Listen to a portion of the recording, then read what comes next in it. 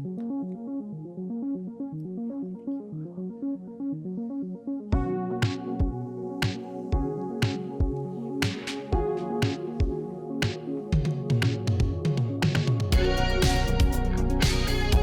I'm Chelmsford Town Manager Paul Cohen, and welcome to another edition of the Town Managers Roundtable. We're taping this program in advance of the 2021 Fall Annual Town Meeting, and we're going to review the warrant articles. And joining me today is Colleen Stansfield, who's our regular, and we're joined by Town Engineer Christina Papadopoulos and Finance Director, Cemetery Commissioner, lifelong Chelmsford resident John Sousa. So thank you. So basically, in order to guide the residents and the town meeting reps in preparations for the town meeting, we're going to go through the warrant articles, all 30 of them in order, but many of them are rather ministerial, so we won't spend a lot of time on some of them. So the first article is no discussion. It's a report of town officers and committees, and we'll hear from the overview from John, actually, as Finance Director, regarding the 5-year financial forecast, which we're required to do by the town's bylaws. And also we'll have a report on the North Fire Station construction project. So once that's dispensed with, we'll then proceed to the action articles, which begins with Article number 2, which is a transfer of funding into the Cemetery Improvement and Development Fund. And with this one, I'll turn it over to John Sousa, who's now a member of the Chelmsford Cemetery Commission and former cemetery superintendent years ago. So tell us, John, what's going on over there? Background. So the $50,000 will cover 2 projects at Pine Ridge Cemetery. If anyone's driven up near the new section, it's to do some paving around a new section and also to purchase and install a 4th columbarium, which is used at the cemetery. It's becoming a more popular option now with residents that are choosing cremation. So. Great. Thank you, John, for that article. And again, many of these will be moved on a consent agenda. You can see they're pretty straightforward. The next one being one of those is we have to appropriate it annually monies from the Commonwealth Transportation Infrastructure Fund. In this case, it's $5,758, which is basically the town's 10-cent per ride surcharge for Uber and Lyft drives that originate within the community. And so we transfer that for a Public Works Transportation Safety Project. So that'll be, again, a real quick article. The next one is a Sewer Construction Stabilization Fund. And John, I'm going to turn this back over to you in your capacity as Finance Director about how this funds the sewer construction debt service. Yeah, so many of the reps, if it may not be new to some of the reps, this is something we traditionally do in the fall. Basically what this this represents all the interest money that's earned on the sewer betterment and sewer capital improvement funds. And what happens is the interest flows into the general fund. And in order for us to set these monies aside so that we can use it to pay future debt service charges for the sewer system, we need this vote of town meeting to transfer these interest monies into the sewer construction stabilization fund. Again, it's a ministerial act, but because we're governed by state statutes, we have to follow their rules, which is why we can't directly just put the money into the fund. The next one is the Affordable Housing Stabilization Fund. This one I'll handle. This is a $16,250 appropriation. Maybe I'll bring you in on this, Colleen. Okay. Talk about the Affordable Housing Stabilization Fund and why we have to do this. So this is basically the payment in lieu that the planning board talks about in lieu of building the affordable units. They make a donation to the fund, which we started a few years back. And this is a smaller amount. We had a large amount that went in last year. So $16,000 is what was collected for this fiscal year. And then in order to expend those money, they have to come back to town meeting and get a 2/3 vote, which is now about $600,000 in that fund, I believe, John and Colleen. Quite a bit. And so then you would then apply that for a future project. So again, this is ministerial. It's just putting it into the stabilization fund for the monies that have been collected, because by state law we have to do these actions. Moving on to Article 6, it's the funding for collective bargaining agreements. There'll be no action under that article. It was a placeholder. We do have 2 union groups that don't have resolved contracts, and so at this point in time, there's no action, no items on those 2. The next one is a funding for an unpaid bill of a prior fiscal year. We were invoiced by the town of Drake for a bill of $200.60 for a police detail payment that went back 3 years ago, and it was discovered by the new finance director in Drake. So it's a legitimate charge. We don't know how it was overlooked by that town, but we'll pay them the monies that they're owed. Next one is amending the current fiscal year operating budget. There's no action to that article for the budget that was just adopted a few months ago back in June. That'll carry us through the end of this fiscal year on June 30th of 2022. Article 9 is roadway and sidewalk construction. Now we get into the real serious discussion of funding. In this request, we're seeking just under $2 million, $1,987,640 from the town's free cash that had closed the past fiscal year. And that's to basically put monies into the town's roadway and sidewalk infrastructure. Unfortunately, for the last 9 years, the town's funding from the state has been level funded in what's known as Chapter 90 monies, which is basically the gasoline tax that you pay if you fill your car with gasoline at a service station in Massachusetts. That amount is estimated to be about a third. We normally get about 1.2 million annually. That's about a third, they believe, of what's needed to keep the roads in good shape. And in fact, there's efforts now with infrastructure bills in order to augment that funding. But in this case, since the town finished the past fiscal year with unforeseen cash balance, we're going to put the $1.2 million and ask the town meeting reps to put it into a fund that can be used for road and sidewalk construction, because those are one of the largest concerns we hear from people are the conditions of the town's roadways. So that will be taken up into that article. The next article, Article 10, is sewer capital improvements. There'll be no action.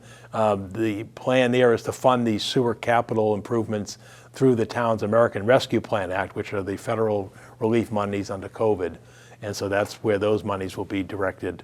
So that's why there's no request at town meeting, those funds. But the $10.7 million that the town is receiving from the federal government and stimulus or recovery monies is under the jurisdiction of the Board of Selectmen in the form of a grant.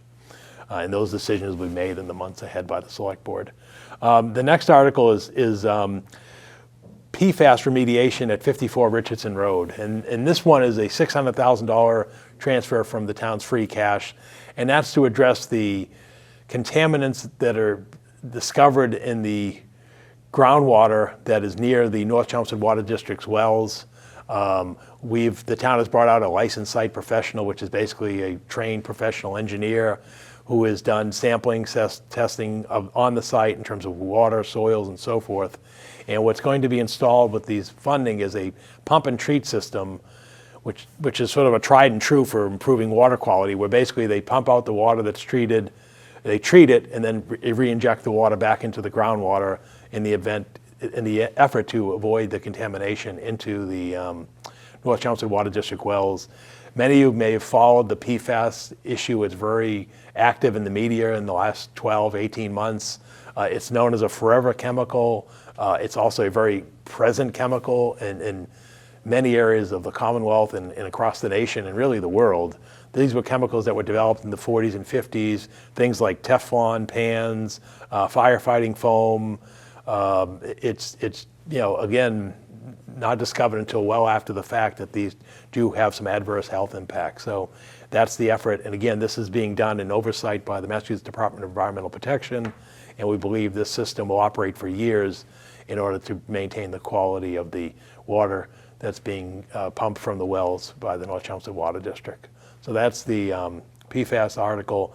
Article 12 is Freeman Lake weed control. That's a $65,000 request to basically next spring go out and treat with herbicides, which are again federally approved and state approved for invasive plants and weed growth in lakes and ponds in Massachusetts. Unfortunately, this past year was just phenomenal in terms of weed growth, in terms of the amount of rain that we had, and which results in runoff into water bodies like lakes and streams, and also the warm weathers just resulted in unprecedented, I think, in our lifetimes in terms of weed growth, to the point where we had to close the beach at Freeman Lake because it was so pervasive. And in fact, the treatment that they were doing at Hart Pond, which has been going on for years, they had to go back and do a second treatment, which is the first time I can recall that ever occurring. So again, this is an effort to improve the water usability, I guess, of Freeman Lake, because otherwise what's going to happen is it's just going to become so overgrown that you'll you'll lose the aquatic uses for the lake. Will this be a regular? Yeah, what'll happen is this is for massive treatment, there'll be a regular sort of annual cost of probably around 10, 12,000 just for maintenance, much like we do over at Hart Pond. But Freeman is in tough shape, and it's just because the water temperatures are for a shallow pond and lake are just become, so warm that it just, it's like a greenhouse effect producing the plants and weeds. So that's what will happen to that article. The next article is Article 13, which is transfer free cash to reduce the property tax levy. The request that I'm bringing forward is $2 million to offset what would be the property tax increase. As John knows, our property tax levy now is just north of $100 million per year. During the past year that we finished last June 30th, we applied $2 million from the stabilization fund as a means to provide COVID relief. The plan here is to continue that relief into the new year. And then the next article would put $1 million aside for future use as a way to wean our way eventually out of this, because we don't see the amount of federal money that was being provided to the community, as well as the local revenues that were above what was forecast with the pandemic of being sustainable. In fact, as John knows, we've never had this amount of cash available at the close of a fiscal year, and that really followed the advice they gave us from the Department of Revenue. Yeah, it's the highest we've had. I mean, if you go back percentage-wise, as you said, you go back to 2012, but it's sort of it's an unusual year. Things turned out better than anticipated, but we don't foresee that every year. So. Right, and so the idea is when you have one-time monies, you apply it towards one-time expenses, or in this case, reducing the levy. But if you go from all to none, then you're going to have a spike in your property taxes. And as we've seen from some residents, and John, you probably hear about it, it also goofs up people's escrow accounts with mortgage companies. Exactly. Most people have a mortgage unless they've been in their home for many, many years. So. Yeah, and so again, unfortunately, costs increase, whether it's labor costs, inflationary costs like we're all experiencing when we go shopping in supermarkets because of labor shortages and supply distribution shortages, and just the cost of health care and benefits and education. Everything is just it's just the part of our operation. So that's the goal with this one. And as I mentioned, the next article would then plate the final $1 million remaining into the stabilization fund for perhaps future use for this purpose.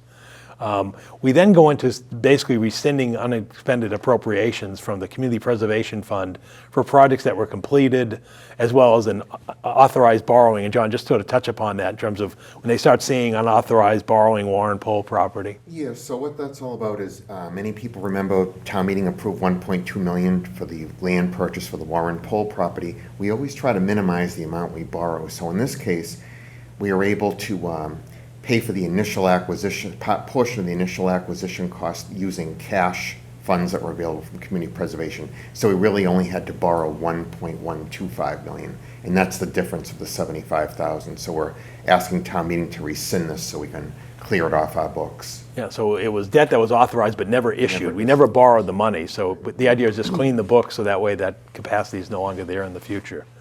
The next articles are charter amendments that have really come through the Board of Registrars and the town clerk's office. And I'll just quickly walk through them because they're pretty understandable. The first one was one actually that I did. This had to do with the Housing Authority board member. Even though the Housing Authority is a separate governmental entity from the town, it's described in the town charter, and actually the composition of the Housing Authority is prescribed by state law. So this past year, the legislature enacted a new state law that put a tenant board member on elected housing authorities, which is a good thing. That way the tenants have a voice and a seat at the table, and they're chosen, to do so. But what that did is that reduced an elected member. So right now, in Chelmsford's case, we have 5 housing authority members. Up until now, it was 4 elected and 1 appointed by the state. Now it'll be 3 elected, 1 appointed by the state, and then 1 housing tenant member.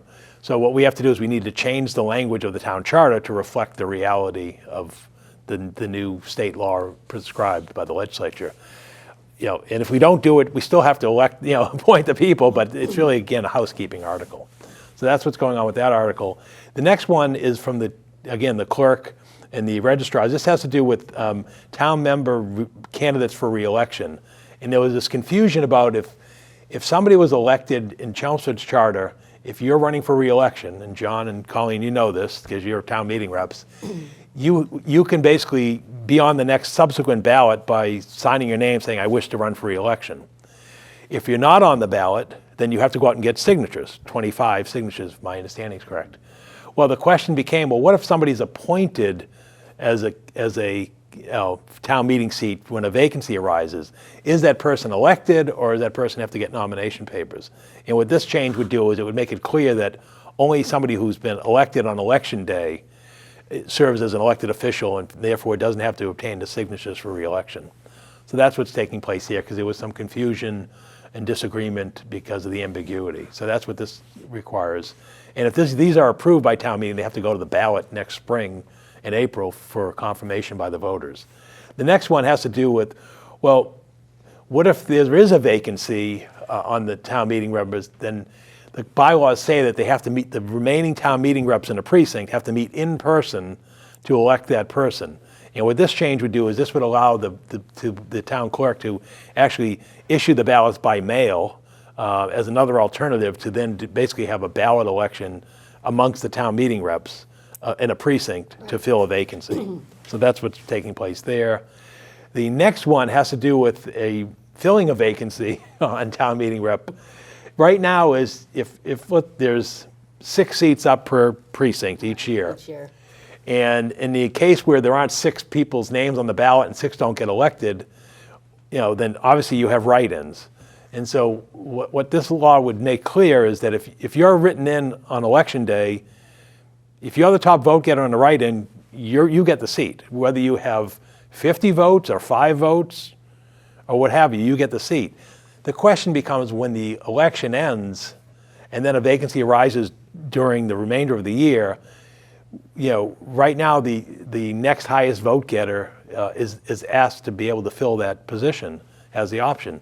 The problem became is you could have a scattering of people who've got 1 or 2 votes and so forth, and then the town clerk's office has to maintain this list and contact people. The request here is to go to a system that says, unless you have 10 people write you in, you're not on the list.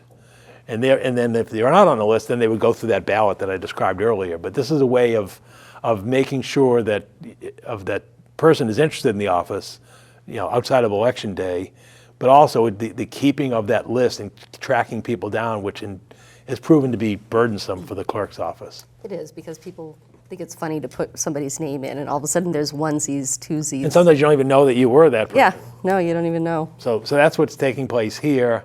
And then moving from there, we go to a general bylaw amendment, which is prohibition of meetings during election day.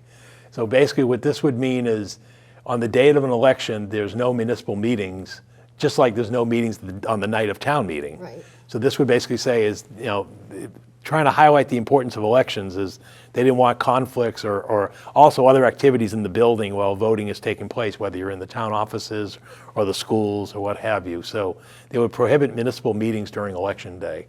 That would be a bylaw amendment. And then the final general bylaw amendment is the request from the Historical Commission regarding the demolition delay bylaw that would provide that one who's seeking to provide demolition of a historic structure would have to obtain an historic preservation consultant to submit an inventory that follows approved state historic guidelines. And so that's how they want to amend that. So that way, again, a better recording of history for properties that may undergo demolition. And then we get to a series of 7 zoning articles, which is why we have Christina here, and I've left almost 10 minutes because this is important. It is a zoning bylaw amendment, and it has to do with stormwater design. And so we're trying to leave you ample time, Christina, to sort of explain what's going on. And again, another thing we have to do under federal guidelines.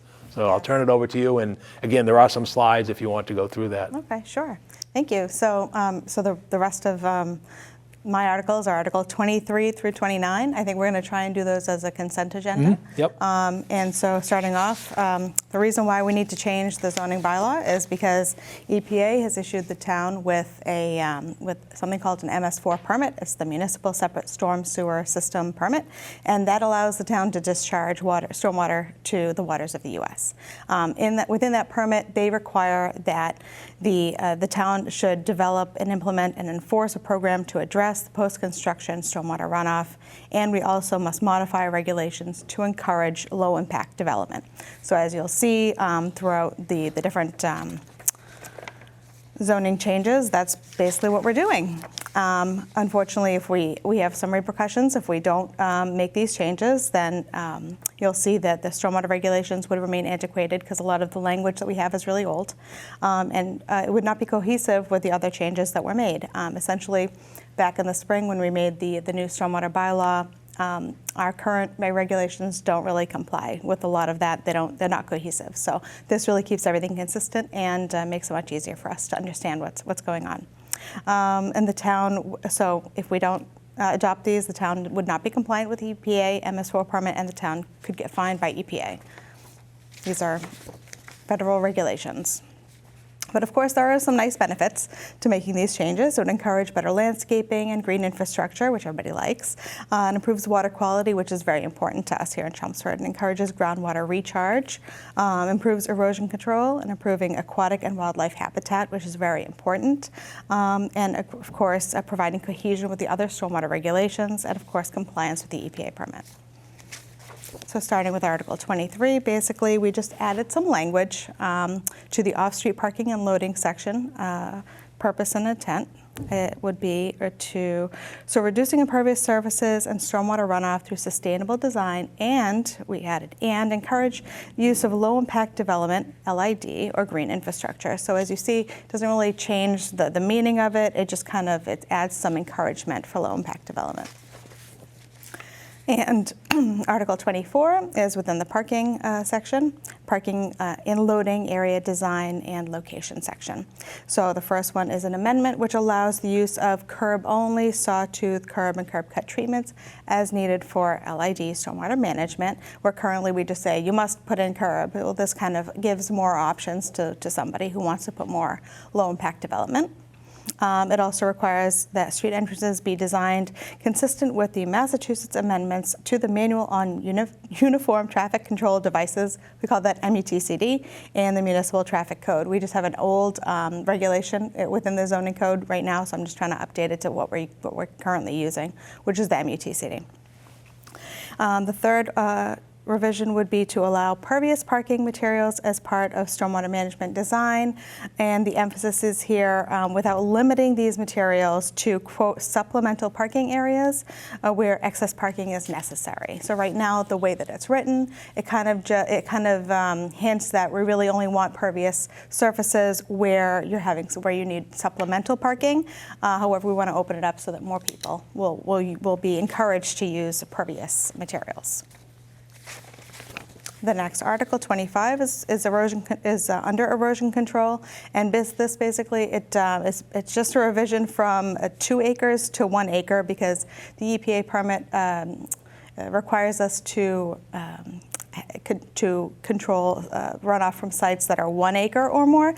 So our old regulations had 2 acres or more, so I'm just keeping it consistent with everything else. Like our stormwater bylaw is all for 1 acre or more. Is that the NIPD's permit?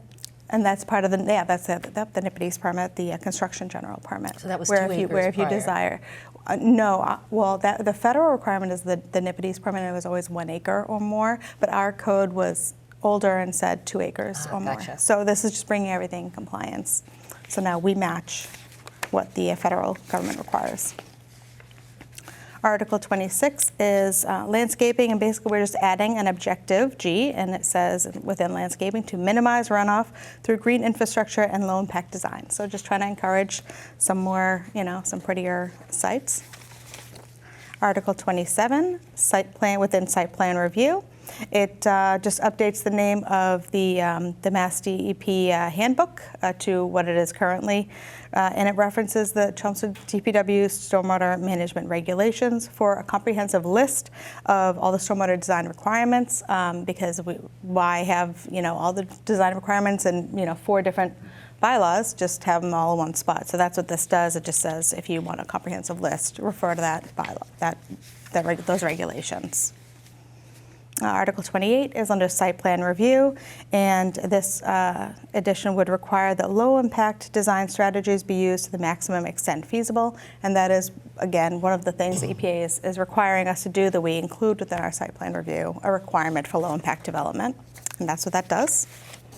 Article 29 just adds a term. It adds the term landscaping, and it just has the general term. Define that. We define the word landscaping, but that we want to highlight that this can include green infrastructure or low-impact design / development, LID, bioretention areas, etc. So we want people to open their minds to different kinds of landscaping that's possible.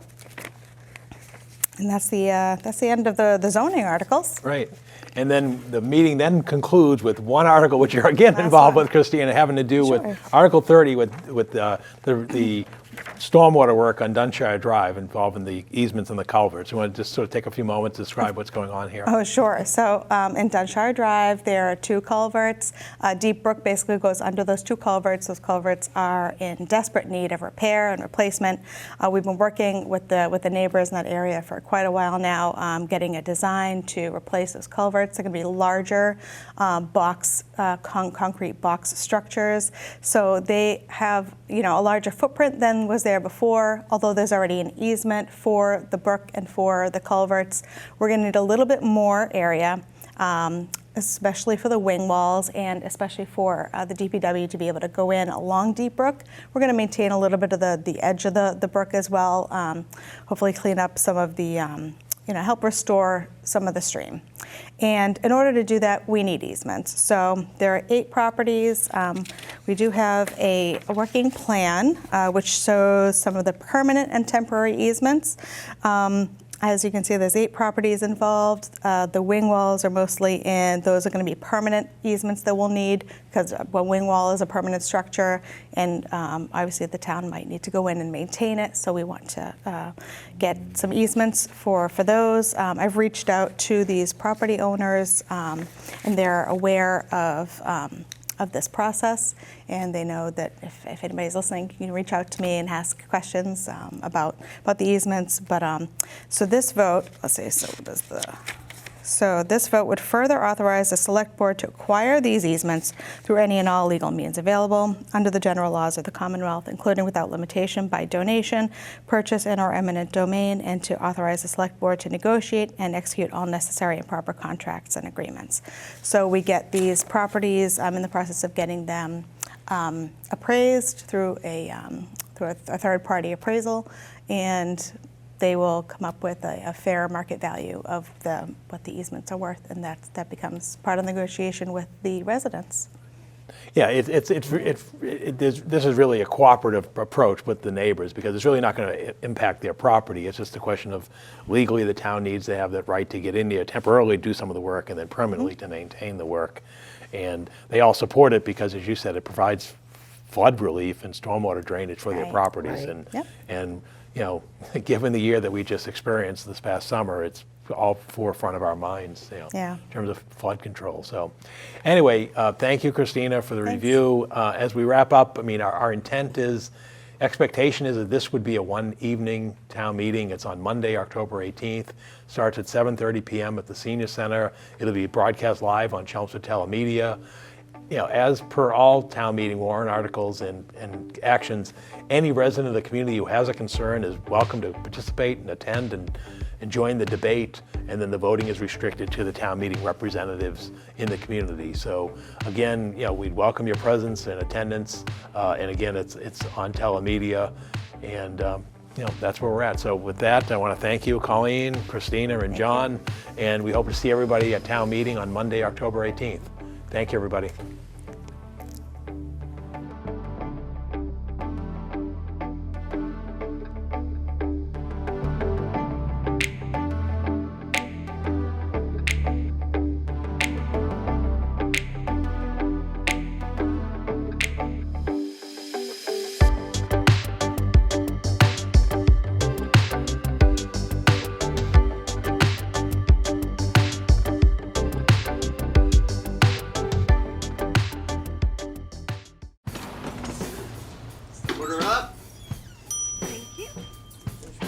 when I want to give up, I try to focus on getting to the next minute, then the next hour, and the next day.